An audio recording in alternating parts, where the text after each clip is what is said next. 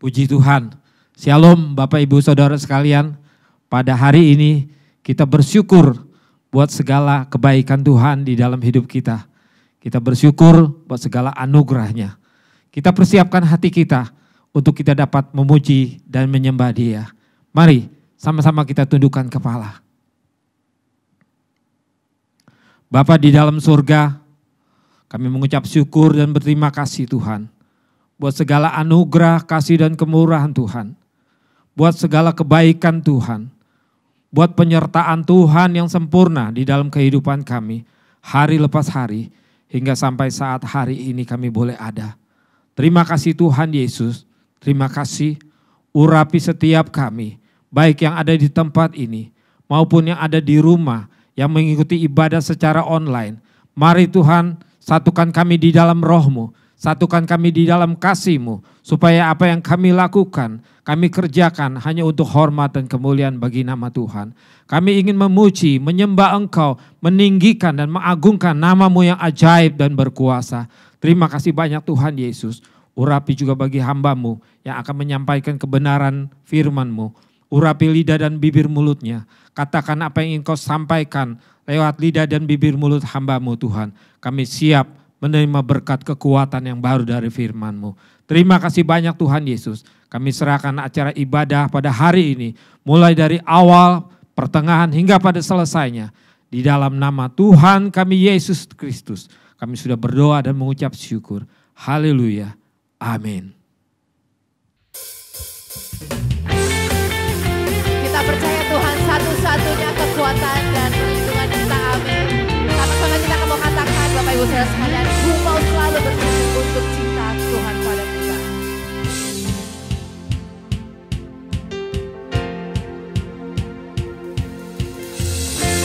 Ku mau selalu bersyukur sebab cinta-Mu padaku takkan pernah berubah.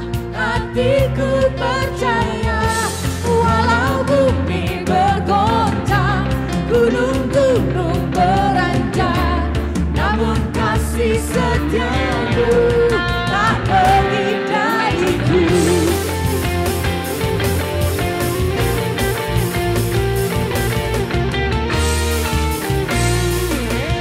Kita katakan Tuhanlah kekuatan dan mazmurku. Tuhanlah kekuatan dan mazmurku. Dia gunung batu dan keselamatanku. Hanya padamu hatiku percaya. Kaulah benaran dan kota perlindungan. Ku mau selalu bersyukur sebab cinta-Mu padaku takkan pernah berubah. Hatiku percaya walau bumi bergoncang, gunung-gunung beranjak, namun kasih setia-Mu tak pergi dariku.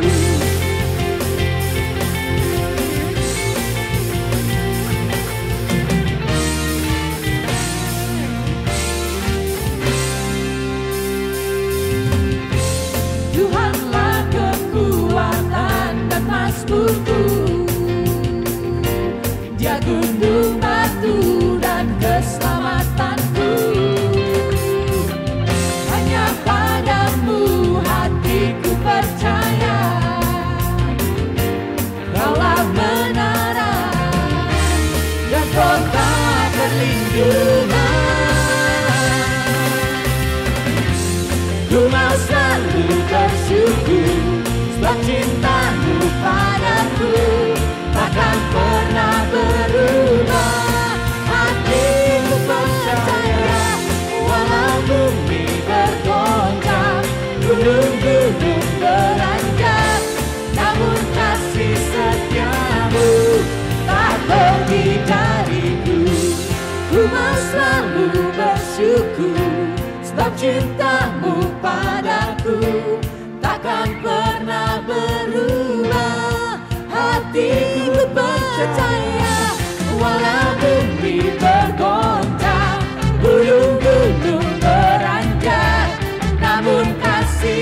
setiamu tak pergi dariku. Ku mau selalu bersyukur sebab cintamu padaku takkan pernah berubah. Hatiku percaya walau bumi berontak, gunung-gunung beranjak, namun kasih setiamu tak pergi dariku. Kasih setiamu tak pergi dariku. Kasih setiamu tak pergi dariku.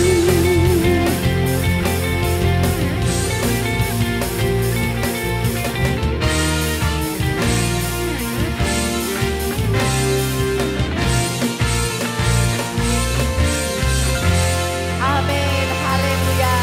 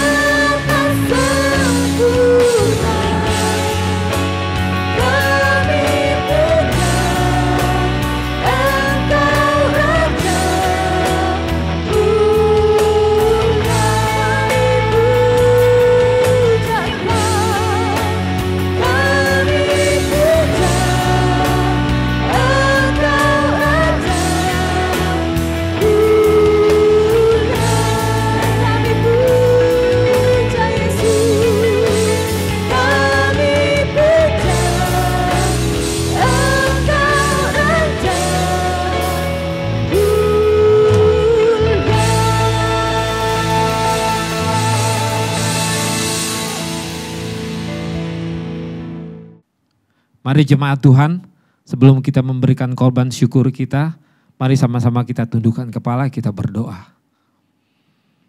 Kami bersyukur dan berterima kasih Tuhan buat waktu dan kesempatan yang Tuhan masih berikan dan percayakan kepada kami untuk kami belajar memberikan korban syukur kami kepadamu Tuhan.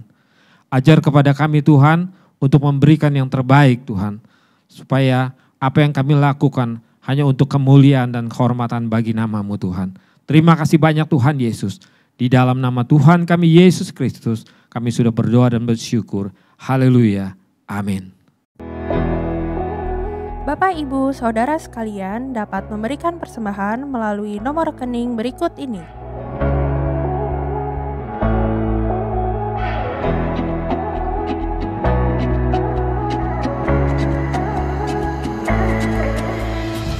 Bapak Ibu juga dapat menabur untuk pembangunan Ambon melalui rekening berikut.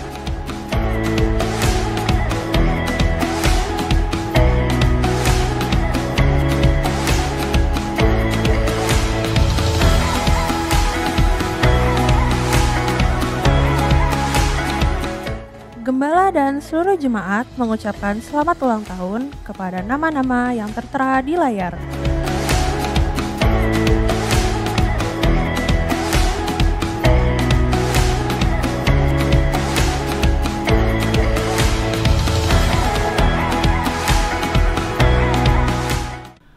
Shalom Bapak Ibu yang dikasihi Tuhan.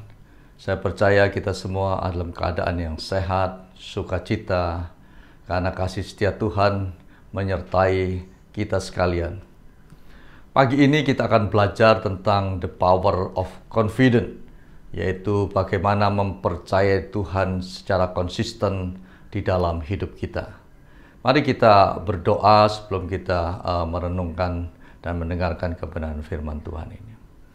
Bapa, terima kasih untuk pagi hari ini yang memberikan hari yang baik buat kami, berikan udara yang segar, memberikan sukacita, kegembiraan. Terima kasih juga anugerah-Mu kami boleh beribadah, datang menyembah Engkau untuk merenungkan firman-Mu. Karena kami percaya bahwa firman-Mu itu adalah kekuatan bagi hidup kami. Firman-Mu itu terang bagi jalan kami. Firman-Mu itu memberikan kesegaran, memberikan kekuatan baru bagi kami. Karena Tuhan, urapi kami sekaliannya, supaya kami pribadi lepas pribadi bisa berjumpa dengan perkataan-Mu. Urapi juga hamba-Mu Tuhan, hanya suara dalam tangan-Mu. Kiranya Engkau dipuji dan dimuliakan. Di dalam nama Yesus Kristus Tuhan, yang menyerahkan pemberitaan firman-Mu. Haleluya, haleluya, amin, amin. Baik, berbicara tentang the power of confidence, ya, yaitu bagaimana mempercayai Tuhan, mengandalkan Tuhan. Kerap kali ada kesalahpahaman tentang hal ini. Ya. Ada orang yang berkata bahwa kalau kita mempercayai Tuhan, kita mengandalkan Tuhan, maka sebenarnya kita tidak perlu melakukan apapun juga.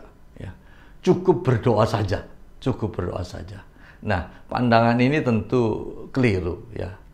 Ada yang salah, ya. Kenapa demikian? Dalam Ulangan pasal 29 ayat ke-29, ya, Ulangan 29 ayat 29, dikatakan bahwa hal-hal yang tersembunyi ialah bagi Tuhan, Allah kita. Tetapi hal-hal yang dinyatakan ialah bagi kita dan bagi anak-anak kita sampai selama-lamanya, supaya kita melakukan segala perkataan hukum Taurat ini. Jadi dalam bagian yang kita baca ini dikatakan bahwa ada bagian Tuhan, yaitu hal-hal yang tersembunyi, yang belum dinyatakan, yang kita tidak tahu. Tapi ada hal-hal yang dinyatakan dan itu adalah bagian kita. Jadi kalau kita sudah tahu, sudah dinyatakan bagian kita, ya itu yang harus kita lakukan. Itu yang harus kita kerjakan. Jadi di sini menyatakan bahwa orang Kristen itu bukan orang yang pasif, tetapi orang yang aktif. Kita melakukan bagian kita, ya toh. Seringkali dikatakan bahwa ora et labora, ya, berdoa dan bekerja. Bukan cuma berdoa saja, berdoa dan bekerja. Bicara tentang action, suatu tindakan. Dan mempercayai Tuhan, mengandalkan Tuhan bukan berarti bahwa kita tidak membuat perencanaan, tidak. Tapi kita membuat perencanaan. Saya sering katakan sebagai faith planning, perencanaan iman. Dan di dalamnya waktu kita membuat perencanaan, kita mempercayai Tuhan bahwa Tuhan akan bekerja di dalamnya. Dan kita harus punya kesediaan, punya flexibility, kelenturan untuk mengikuti tuntunan Tuhan, menyesuaikan jika perencanaan-perencanaan tidak sesuai dan tuntunannya. Nah, ini adalah faith planning, yaitu perencanaan iman. Jadi di sini kita melihat bahwa mempercayai dan mengandalkan Tuhan bukan berarti kita berjalan tanpa akal budi, tanpa hikmat manusia, tidak. Tetapi kita berjalan melakukan bagian kita, ya, dan juga menyerahkan bagian Tuhan dilakukan olehnya. Karena kita tahu manusia terbatas, yang kita membutuhkan Tuhan, ya, membutuhkan Tuhan dalam hidup kita, berjalan beserta dengan Dia. Lah, ini adalah kehidupan yang mempercayai Tuhan, kehidupan yang luar biasa. Karena ini berbicara tentang Allah Immanuel, Allah di dalam kita, Allah yang menyertai kita. Sehingga kemudian dalam perjalanan hidup kita, orang akan bisa melihat bahwa ada Tuhan dalam hidup kita, ada Tuhan dalam keluarga kita, ada Tuhan dalam usaha kita, ada Tuhan dalam pelayanan kita. Karena apa yang kita lakukan bukan sekedar kekuatan manusia, tetapi kita berjalan melakukan semuanya dengan bergantung kepada Tuhan. Dan akhirnya olehnya, lalu Tuhan yang akan dipuji, Tuhan akan dimuliakan. Nah, inilah suatu kehidupan yang berjalan bersama Tuhan, mempercayai Tuhan, dan mengandalkan Tuhan. Sesuatu kehidupan yang aktif berjalan bersama Tuhan. Berjalan mempercayai Dia, bahwa Dia hidup dalam kita, Dia bekerja dalam kita, dan mempercayai juga perkataan firman-Nya, bahwa firman-Nya ya dan amin. Dan firman-Nya adalah tuntunan dalam hidup kita. Nah, saya ingin mengajak kita untuk belajar mempercayai Tuhan ini dari kehidupan seorang raja, yaitu Raja Asa. Ya, semua yang kita bahas akan terambil dari kitab 2 Tawarikh pasal 14 sampai dengan pasal 16 ya. Seperti apa profil Raja Asa? Raja Asa adalah seorang raja yang memerintah di kerajaan Yehuda, atau lebih sering dikenal sebagai kerajaan selatan ya. Jadi Israel pada zaman Rehabiam lalu pecah menjadi dua, yaitu 10 suku yang mengikuti Yerobiam bin Nebat ya, mendirikan kerajaan Israel utara, dan ibu kotanya yang pertama Tirsa, kemudian pindahkan ke Samaria ya. Lalu kerajaan yang kedua oleh 2 suku, yaitu suku Yehuda dan Benyamin, disebut kerajaan Yehuda dengan Yerusalem sebagai ibu kotanya. Nah, Raja Asa ini memerintah di Yehuda ya, di Yerusalem selama 41 tahun. Kesaksian Alkitab berkata bahwa ia melakukan apa yang benar di mata Tuhan seperti Daud bapa leluhurnya. Bagaimana dikatakan benar? Oleh karena dia menyingkirkan pelacuran bakti. Pelacuran bakti itu satu ritual seksual di dalam ritual keagamaan bangsa-bangsa Kanaan. Atau mereka menyembah dewa-dewa Baal, menyembah dewa-dewa Asyera. Nah, ini tentu tindakan yang keliru, tindakan yang mendukakan hati Tuhan ya. Tetapi Israel waktu itu meniru perilaku bangsa-bangsa yang tidak mengenal Tuhan, lalu mengadopsi, membawa pelacuran bakti masuk di dalam kehidupan mereka. Nah, ini disingkirkan oleh Raja Asa.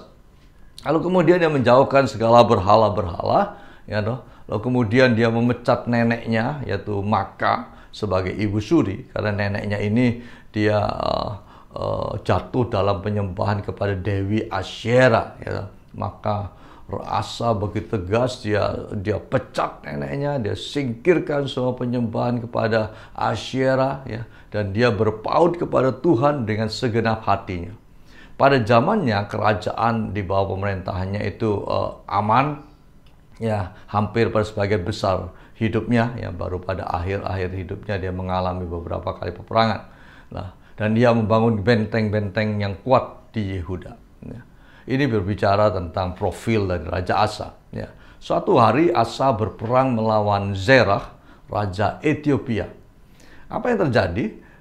Kekuatan Asa, ya, dicatat dalam Alkitab, dikatakan dia mempunyai kekuatan 300.000 pasukan Yehuda yang membawa tombak dengan perisai besar, dan 280.000 pasukan dari Benyamin yang membawa perisai kecil dan panah, ya. Jadi total semuanya 580.000 orang pasukannya. Jadi pasukan membawa tombak dan pasukan panah.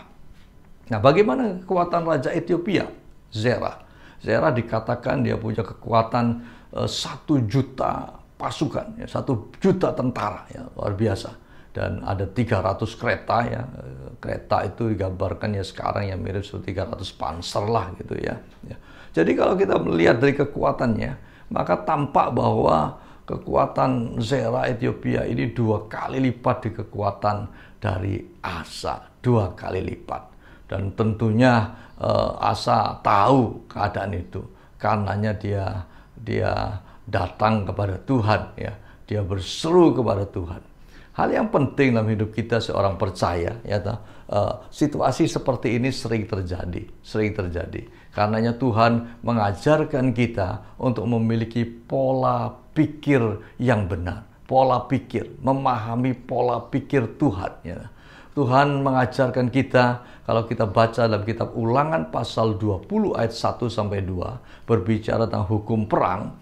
Di situ dikatakan demikian. Apabila engkau keluar berperang melawan musuhmu dan engkau melihat kuda dan kereta, yakni tentara yang lebih banyak daripadamu, maka janganlah engkau takut kepadanya. Sebab Tuhan Allahmu yang telah menuntun engkau keluar di tanah Mesir menyertai engkau. Jadi jelas sekali bahwa dikatakan kalau engkau berperang lalu melihat musuhmu lebih banyak daripadamu, jangan engkau takut kepadanya, ya. Jangan takut kepadanya, ya. Kenapa? Sebab Tuhan Allahmu, ya. Tuhan Allahmu yang telah menuntun engkau keluar dari Mesir, ya.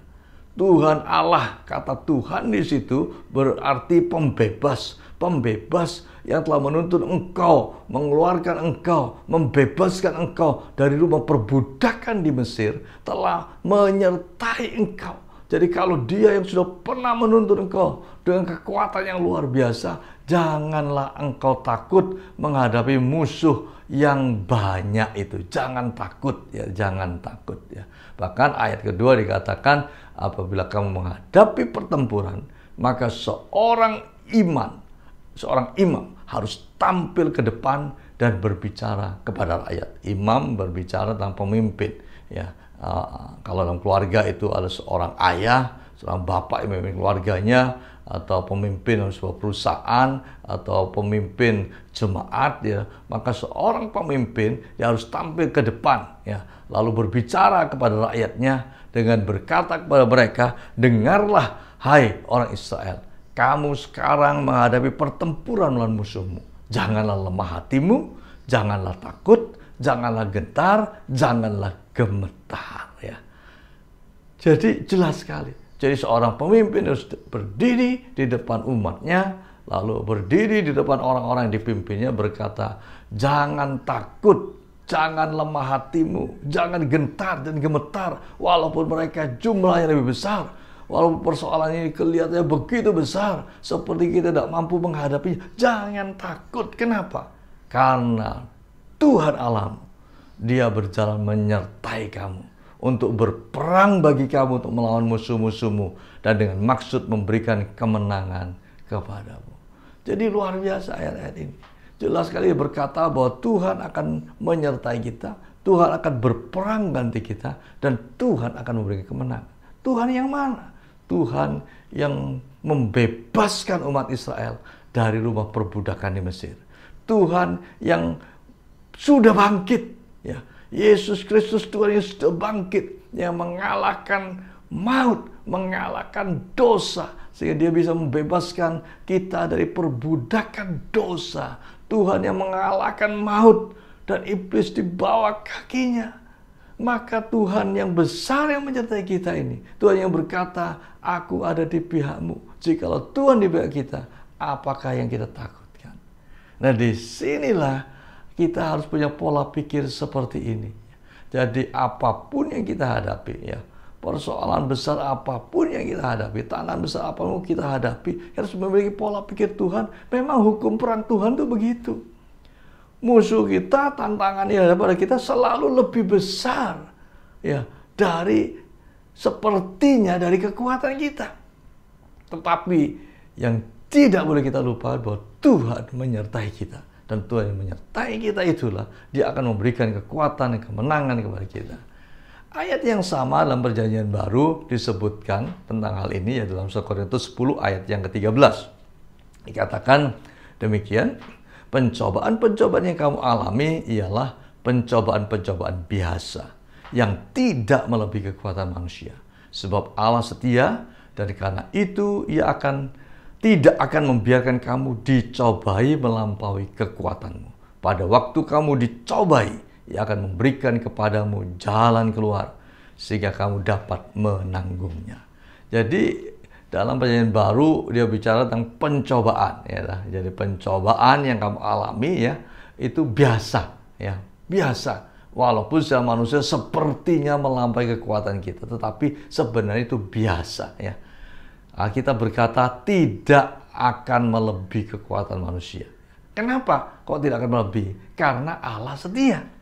Jadi waktu Allah setia, maka Dia tidak akan membiarkan kita dicobai melampaui kekuatan kita. Tidak akan. Kesetiaan Allah itu yang penting dalam hidup kita. Jadi waktu pencobaan itu akan datang, maka Tuhan akan memberikan sebuah jalan keluar sehingga kamu dapat menanggungnya, ya. Nah, sebenarnya ini ayat-ayat yang sama esensinya dengan hukum perang dalam Ulangan 20 ayat 1 dan 2. Ya, Ulangan 20 ayat 1 dan 2 lebih jelas oleh karena seakan-akan langsung berhadapan antara kita dengan musuh kita, kan gitu, ya. Bahwa musuh dikatakan begitu banyak, kekuatan kita lebih kecil dari musuh kita. Tetapi Allah ada di pihak kita, menyertai kita, akan berperang ganti kita, dan akan memberikan kemenangan bagi kita. Luar biasa janjinya, ya. Luar biasa. Nah, apa sebenarnya tujuan kita diizinkan Tuhan menghadapi tantangan hidup, menghadapi peperangan dalam hidup ini, ya, menghadapi pencobaan, ya, apa tujuannya? Salah satu tujuannya adalah melatih iman kita ke tingkat yang lebih tinggi, ya. Stretching your faith, ya, ya, meregangkan iman saudara, ya. Kalau kita tahu dalam dunia kesehatan, ya, kebugaran, ada istilah stretching. Stretching itu peregangan menjaga otot kita, ya, supaya tetap lentur, ya, tetap lentur, lalu kuat dan sehat, ya. Jadi stretching itu penting, perlu, ya, sehingga otot kita tetap lentur, otot kita tetap kuat, ya, tetap sehat, ya. Diregangkan, ya, supaya tidak kendor, ya, supaya makin kuat.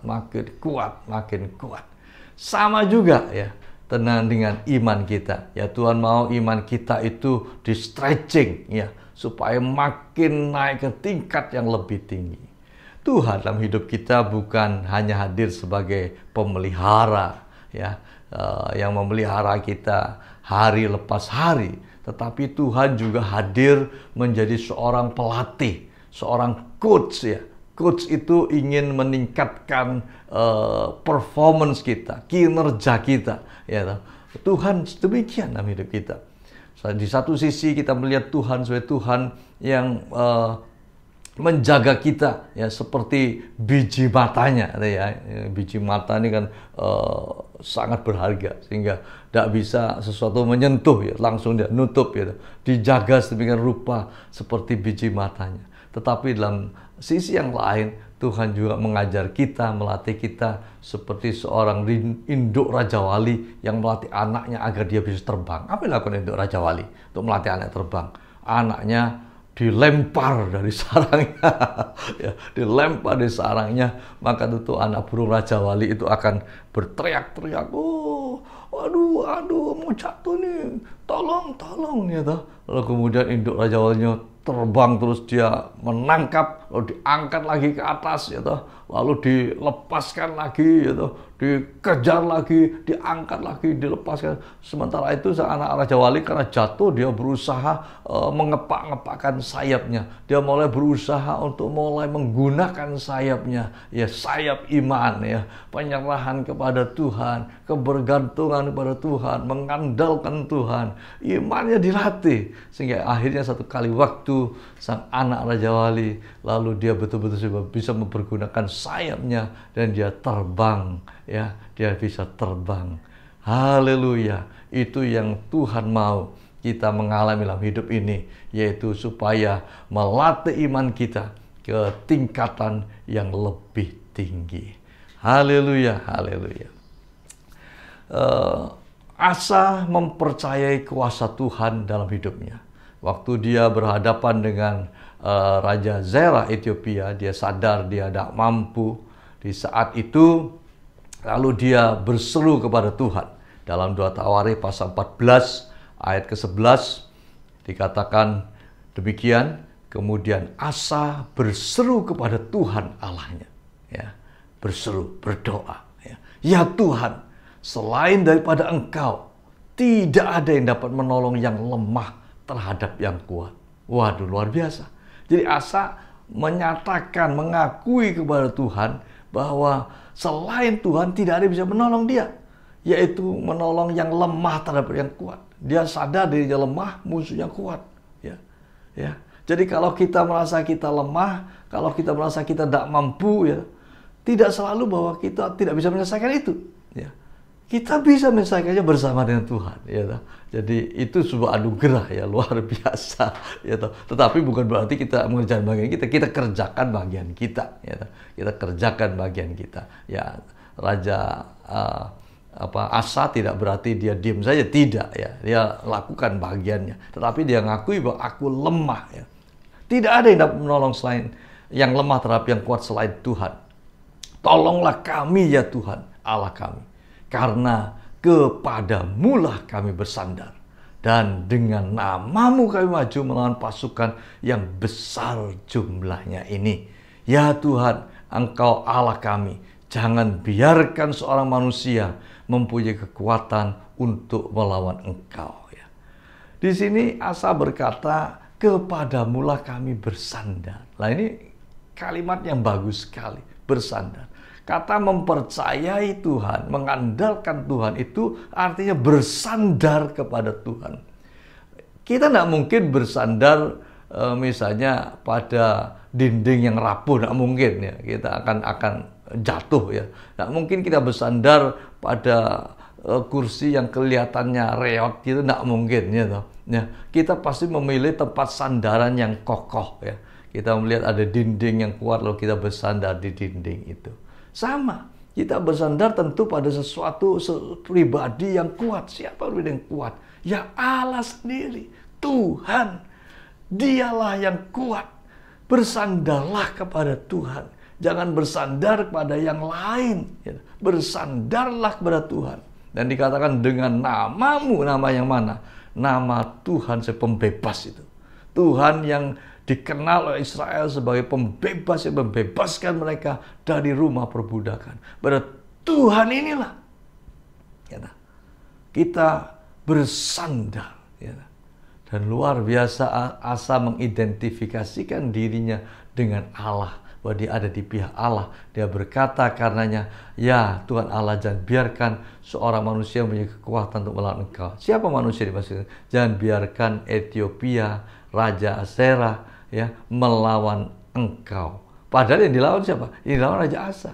Jadi dia mengidentifikasi dirinya bahwa dia ada di pihak Tuhan. Sehingga kalau orang melawan dia, orang itu melawan Tuhan.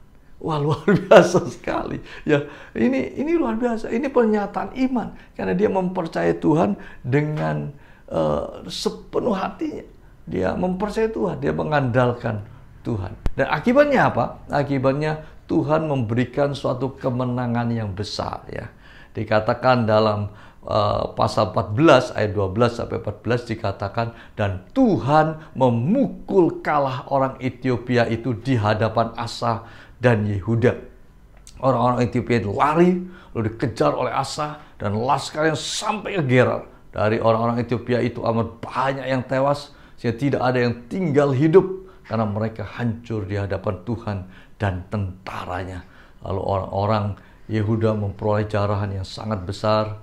Mereka mengalahkan semua orang, semua kota-kota di sekeliling Gerar, karena ketakutan dari Allah, ketakutan dari Tuhan menimpa penduduknya. Mereka menjarai semua kota itu karena jarahan yang besar terdapat di situ. Luar biasa, ya. Tidak diceritakan secara detail, cuma dikatakan bahwa Tuhan memukul kala orang Ethiopia, ya toh.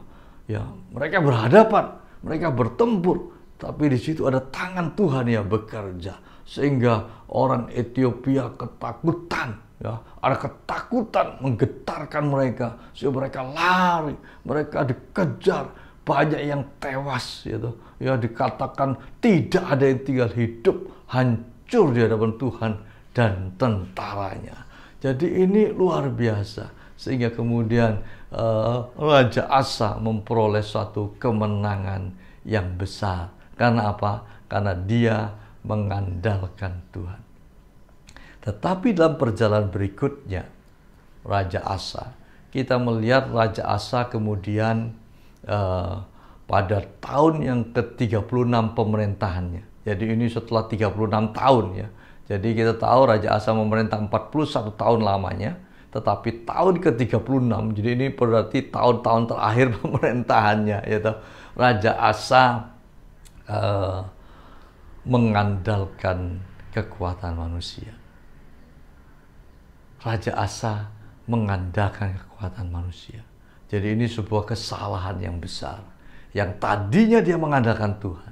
Di tahun ke-36 pemerintahannya, ya, dia mengandalkan kekuatan manusia. Apa yang terjadi? Rupanya pada tahun ke-36, ya, Raja Israel, yaitu Raja Baisa, jadi Raja Israel Utara. Jadi memang selalu dalam perjalanan hidup selalu ada permusuhan antara Israel Utara dan kerajaan Yehuda. Ada peperangan terus-menerus, ya.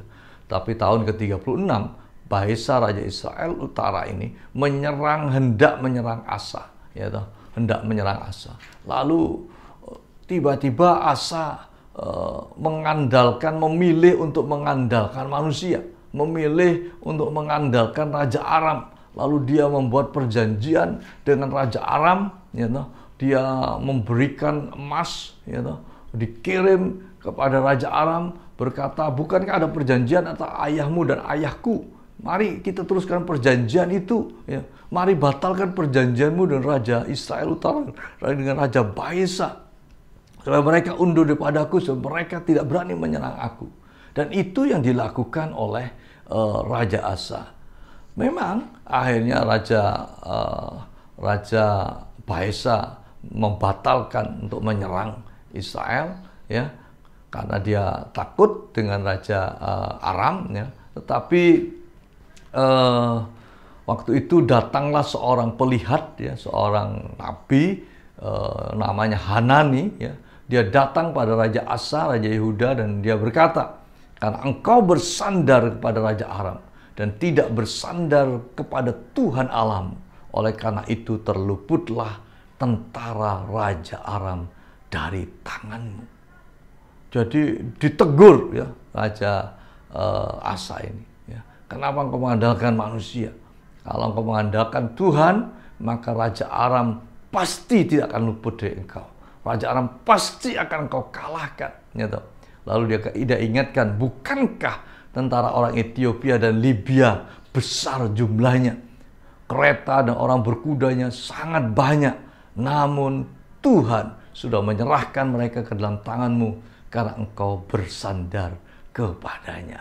Jadi lalu kemudian dikatakan, karena marah Tuhan sesungguhnya menjelajah seluruh muka bumi ini, dia ingin melimpahkan kekuatannya kepada mereka yang bersungguh hati terhadap dia. Dalam hal ini engkau telah berlaku bodoh, oleh sebab itu mulai sekarang ini engkau akan mengalami peperangan. Jadi kesalahan Raja Asa tidak mengandalkan Tuhan di akhir hidupnya. Dia mengandalkan kekuatan manusia, menyebabkan satu Raja Aram yang harusnya bisa dia kalahkan, ya, terluput daripadanya, ya, terluput daripadanya. Ya. Lalu kedua, apa yang terjadi? Kedua akan mulai terjadi peperangan dalam hidupnya. Peperangan apa yang terjadi? Dia mengalami sakit, ya. Kedua kakinya sakit, dan dalam kesakitannya dia tidak mencari pertolongan Tuhan. Pada akhirnya kemudian penyakit membawa kematian dalam hidupnya. Jadi ini kesalahan-kesalahan dilakukan oleh Raja Asa di akhir hidupnya, yaitu dia mengandalkan kekuatan manusia. Jelas di sini katakan jangan bersandar pada manusia. Kenapa? Karena manusia terbatas. Ya. Tuhan Yesus sendiri dalam Yohanes 2 ayat 24 sampai 25 dia berkata, tetapi Yesus sendiri tidak mempercayakan dirinya kepada mereka, karena ia mengenal mereka semua, dan karena tidak perlu seorang pun memberi kesaksian kepadanya tentang manusia, sebab ia tahu apa yang ada dalam hati manusia. Yesus tahu tentang keadaan manusia, bahwa manusia itu terbatas. Jadi kita tidak boleh jangan mengandalkan manusia. Nanti sudah menjadi kecewa, sudah keliru. Kita harus mengandalkan kepada Dia yang tidak terbatas itu, ya. Pada Dia yang tidak terbatas. Kadang manusia juga kerap kali bersandar kepada kekayaan. Ini juga hal yang salah, ya.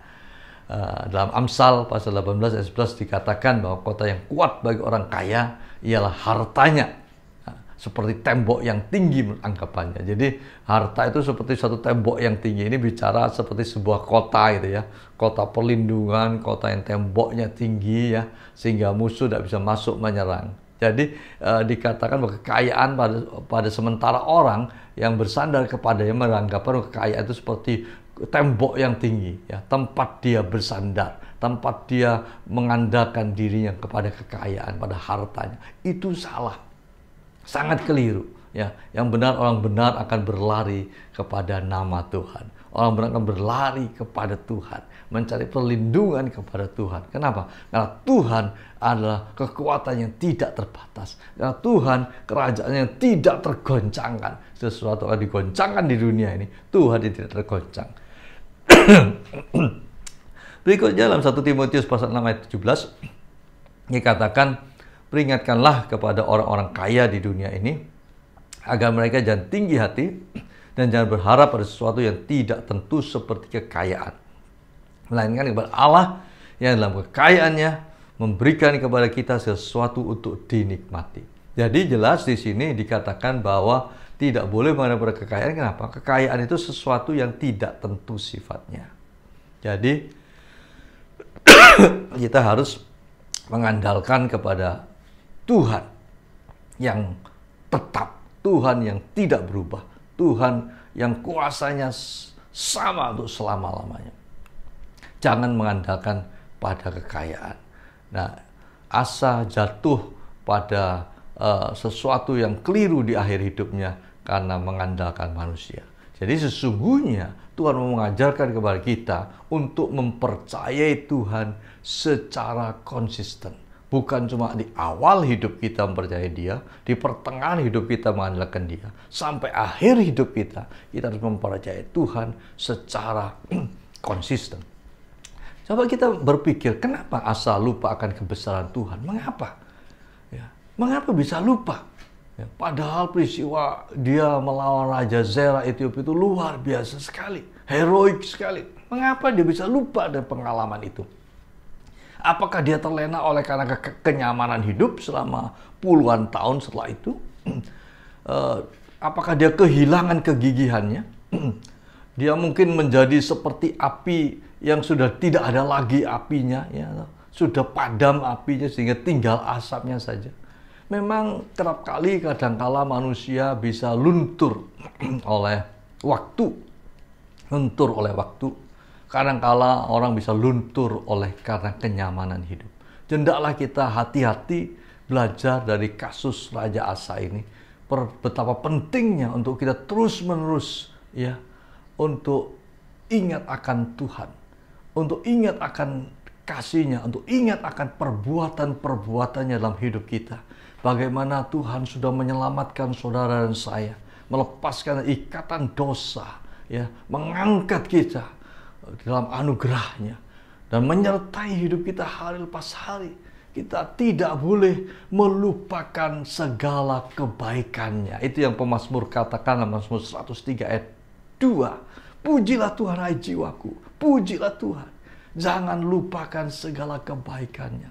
Bahkan pemazmur menyebutkan jangan lupakan kebaikan-Nya. Apa kebaikan Tuhan? Dia yang sudah menebus, mengampuni engkau, yang mengampuni dosa kita. Dia yang sudah menyembuhkan engkau.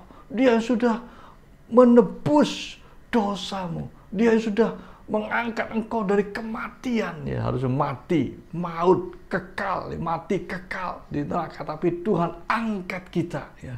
Lalu bukan cuma itu, Dia memuaskan hasratmu dengan kebaikan. Kita bisa melihat kebaikan-kebaikan Tuhan sepanjang hidup kita. Akankah kita melupakan Dia?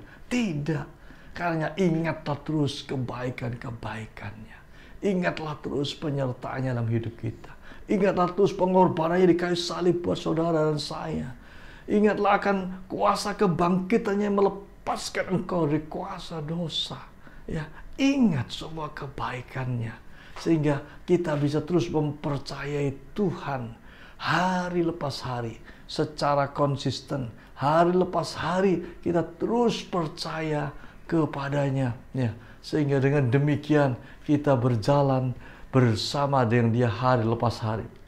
Lewat situasi yang enak, tidak enak, tetapi kita melihat bahwa ada Tuhan di dalamnya. Dan Tuhan membawa kita dalam tingkat iman yang semakin tinggi. Kenapa? Karena sesungguhnya Ibrani 13 ayat 8 berkata, Yesus Kristus Tuhan tetap sama. Baik kemarin, hari ini, dan sampai selama-lamanya. Luar biasa, Dia Tuhan yang sama.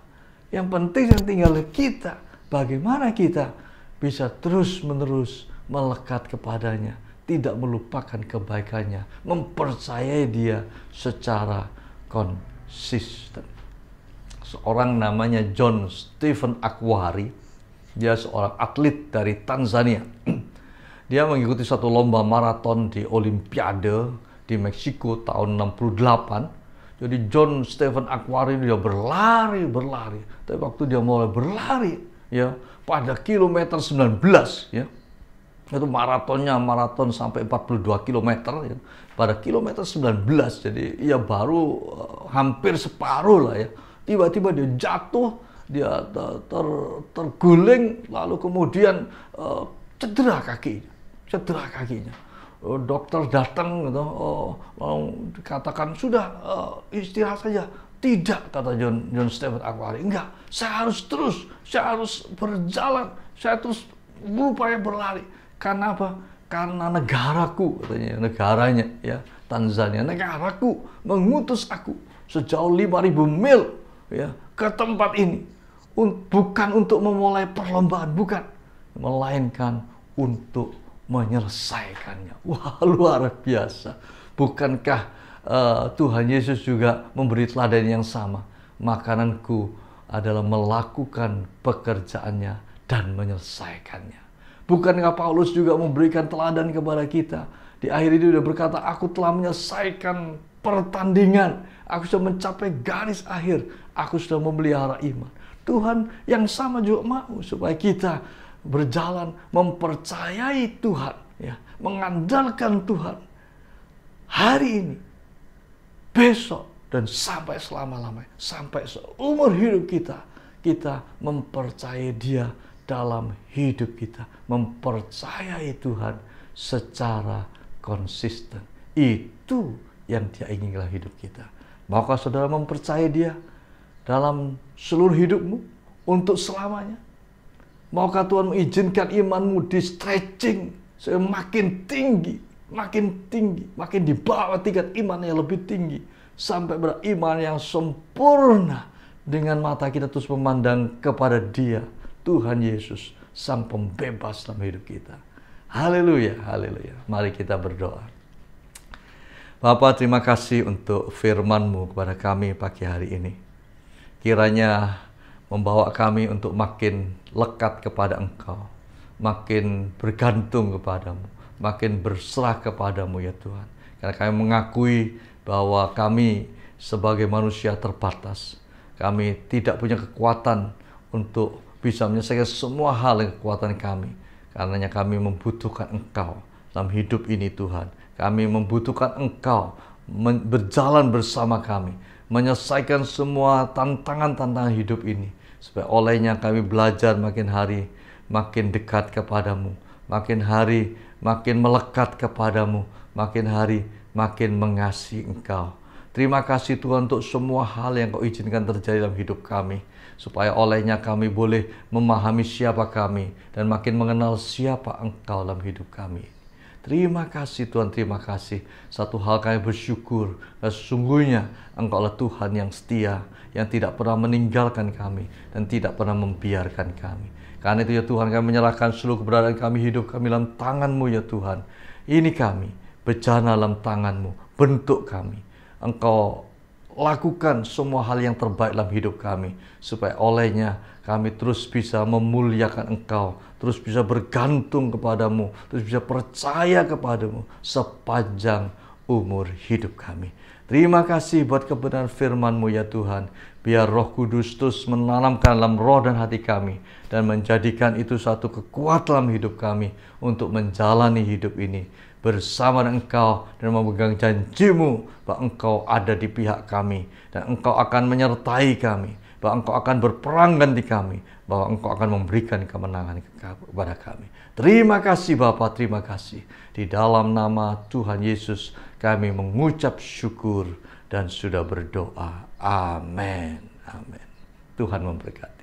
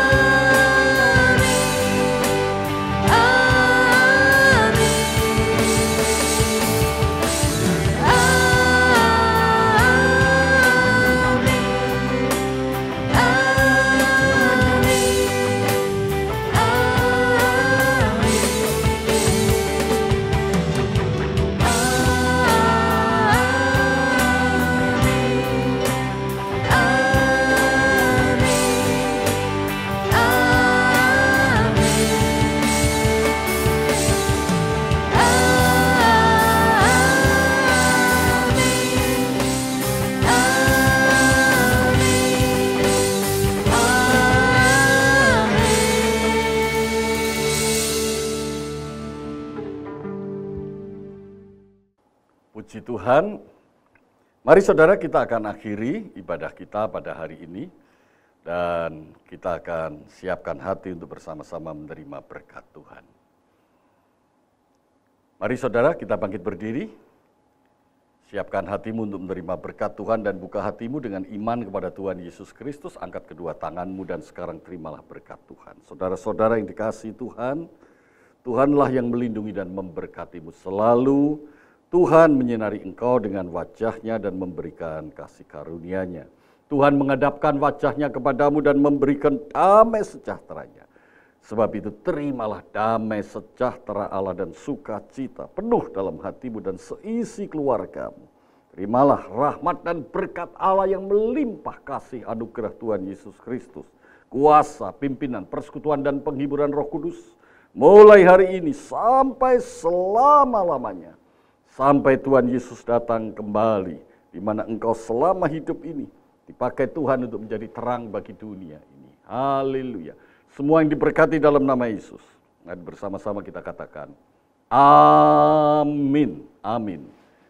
Puji Tuhan.